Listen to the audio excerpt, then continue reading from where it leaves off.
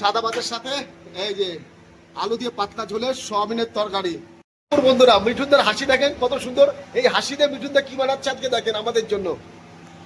একদম নিরামিষ পদ্ধতিতে মিঠুনদা বানাচ্ছে সয়াবিনের তরকারি আলু দিয়ে, ভিটামিন তরকারি।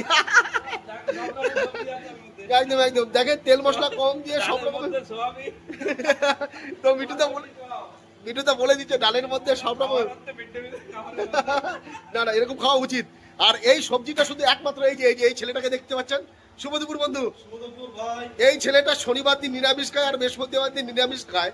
তাই আমাদের শনিবার দিন এর জন্য আমাদের নিরামিষ খেতে হয় হোটেলে।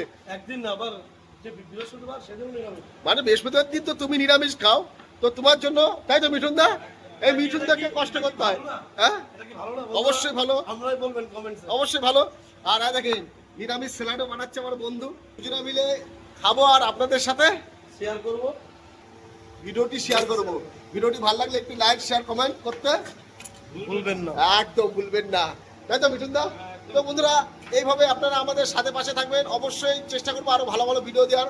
তো আজকে দেখেন আমাদের সিম্পল রান্না হচ্ছে, সিম্পল বলবো না এরকম খাওয়াই ভালো বন্ধুরা। দেখেন পাতলা ঝোলের সয়াবিন আলু আর হচ্ছে বটবটি দিয়ে একটা নিরামিষ তরকারি বানিয়েছে। যেহেতু আজকে আমাদের চিরন বন্ধুর নিরামিষ, তাই সেই উপলক্ষে আজকে আমরা নিরামিষ খাবো।